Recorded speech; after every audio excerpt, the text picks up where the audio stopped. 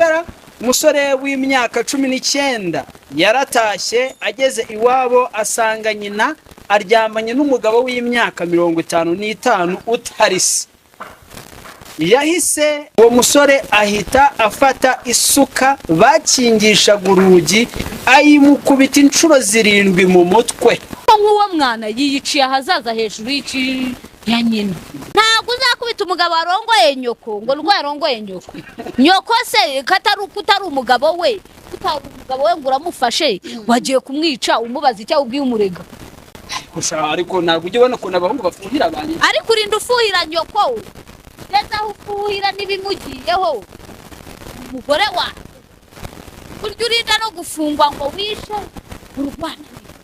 Njya muri gereza kubera icyo kintu. Ibyo byose rero bipfira kuri wa mujinya w'umurandura nzuzi utuma ukora ikintu utatekereje, utuma uhubuka bigeza aho ngaho. Ujye wiga gutoza umutima wawe, ubwonko bwawe n'umubiri wawe gukora icyo utegetse. Ariko umutungo wa so hari umwana ukizungura. Umutungo wa se mu minani so yari kuzaguho munani kuri nyoko wari uhari. Icyakubwira ko so na nyoko bazakomeza bararane mu buriri turi kumvikana. Uri muri gereza. Icyo ni igitangaza ku bagore n'abagabo.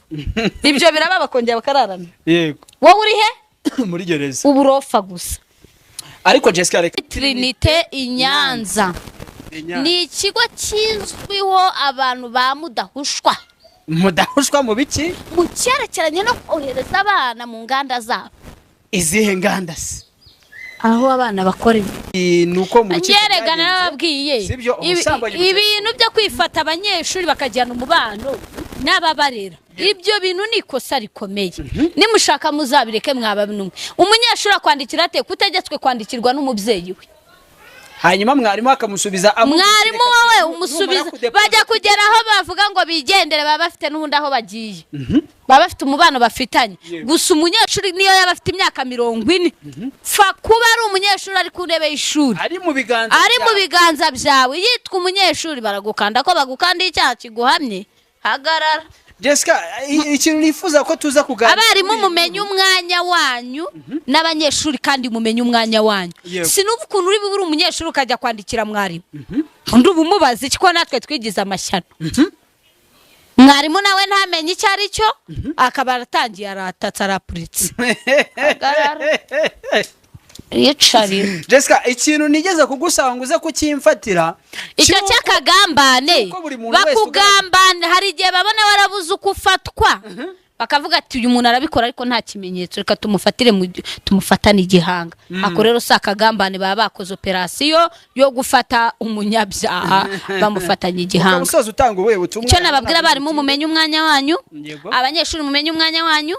Ibyo ngibyo icyo nicyo nabibwirira. Yego. Kuko nimutamenya imyanya yanyu. Gisagara umusore w'imyaka 19 yaratashye ageze iwabo asanga nyina aryamanye n'umugabo w'imyaka 55 utarise. Yahise abishya igikorwa kirahagarikwa. Uwo mugabo yahise ashaka uko acika. Uwo musore ahita afata isuka bakingishaga urugi ayimukubita inshuro 7 mu mutwe, mu gatuza no mu mugongo. Uwo mugabo ahita hasiga ubuzima, nawe ribu ihita imutambikana. Ikirego butuvugana cyagejejwe mu rukiko rwa hose. Kuko rero ubusambanyi umva ibintu bugiye gukomeza gukora hanze. Barabica ko babica. Uyu mwana koko uwo mwana nawe ariko yahubutse. Brega mujye mwiga no kugira imijinya. Nubona uri umuntu ugira umujinya mubi umurandura nzuzi rega buryo ni icyaha. Ujye usenga kugira ngo Imana igabanye ibyo bintu. Kuko nk'uwo mwana yiyiciye ahazaza hejuru y'iki ya nyina. Uri kumva? Agiye gufungwa hejuru ya nyina. Ntabwo uzakubita umugabo arongoye nyoko ngo rwa arongoye nyoko. Nyoko se kutari umugabo we, kutari umugabo we ngo uramufashe wagiye kumwica umubaza icyo ubwiye umurega. Ariko ntabwo ujye ubona ko nabahungu bafuhira abantu. Ariko urinda ufuhira nyoko. Leta ufuhira nibimugiyeho. Umugore wa kurya urinda no gufungwa ngo wishe urwana. Ureka mureke yirire happiness ukurege kuri papa wawe namurega nje namurega kuri kubivuga gutyo kuburyo nje nafata isuka ngicukuka nuko ngiye ku maguru ya mama namubwira ndikomere kurega kuri papa kandi koko nkamurega aho kujya mama cyangwa nje nica umuntu kubera mama data yamwita kubera mama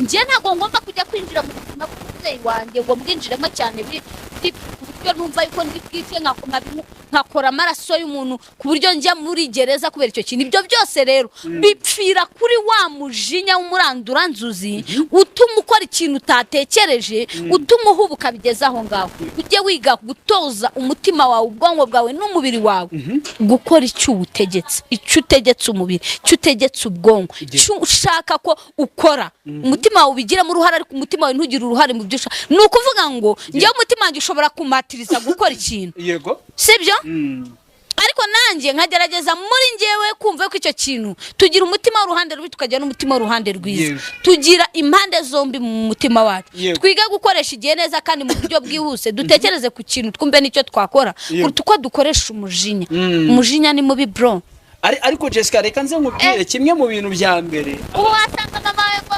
aryamanye n'umugabo ngo uramwishe wamwica kuko yaryamanye nanjye ndi nyoko nagufata uryamanye n'umukaza wanjye nanjye nakubaza niba unciye umva umwana akinira mu mabere ya nyina ariko ntakinira mu ntuze yase umwana ageze aho amangara bigeze aho ngaho naba naramwibyariye uwo mujinya bafite we yawukuye